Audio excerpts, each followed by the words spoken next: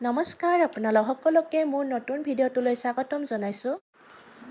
আজি মই লৈ আহিছোঁ ঔষধি গুণসম্পন্ন থেকেৰা টেঙা কেনেদৰে বহু দিনলৈ শুকুৱাই ৰাখিব পাৰি তাৰে এটা ভিডিঅ'।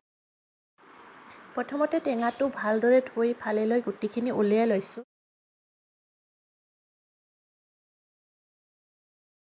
থেকেৰা টেঙা গুটিটো শুকুৱাই থৈ পিছত ৰৈ দিব পৰা যায়।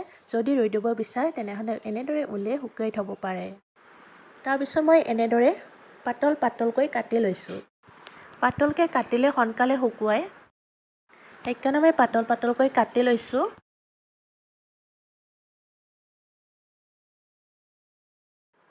টেঙাখিনি কটা হৈ গ'ল, কিন্তু সোনকালে শুকুৱাবলৈ হ'লে এইখিনি এতিয়া পাতলকৈ ৰ'দত মেলি দিব লাগিব।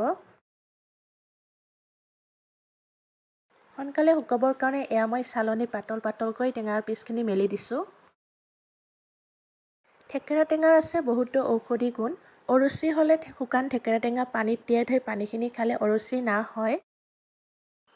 ওজন কমোৱাৰ ক্ষেত্ৰতো থেকেৰা তিয়াই থৈ পানীখিনি খালে চৰ্বি হ্ৰাস হয়, ওজন কমি যায়। এনেধৰণৰ বহুতো গুণাগুণ থেকেৰা টেঙাৰ আছে। আৰু আঞ্জাৰ ক্ষেত্ৰতো থেকেৰা টেঙাৰে মাছৰ আঞ্জা বুলি ক'লে ক'বই নালাগে, বহুত সোৱাদযুক্ত হয় এই থেকেৰা টেঙাৰ মাছৰ আঞ্জা। গতিকে আপোনালোকে এনেদৰে থেকেৰা কাটি শুকুৱাই বহু দিনলৈ সংৰক্ষণ কৰি ৰাখিব পাৰে। থেকেৰা টেঙাখিনি ৰ'দত দিয়াৰ পিছত এঘণ্টাৰ মূৰে মূৰে ওলটাই দি থাকিলে সোনকালে শুকুৱায়।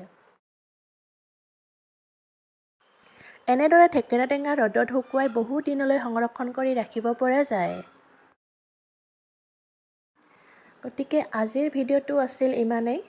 ভিডিঅ'টো যদি আপোনালোকে ভাল পাইছে তেনেহ'লে প্লিজ লাইক কৰিব, শ্বেয়াৰ কৰিব, আৰু যিসকলে মোৰ চেনেলটো ছাবস্ক্ৰাইব কৰা নাই প্লিজ আপোনালোকে ছাবস্ক্ৰাইব কৰিব। গতিকে আজিলৈ আহিছোঁ, পুনৰ আহিম এনেধৰণৰ নতুন ভিডিঅ'ৰ সৈতে। Bye bye.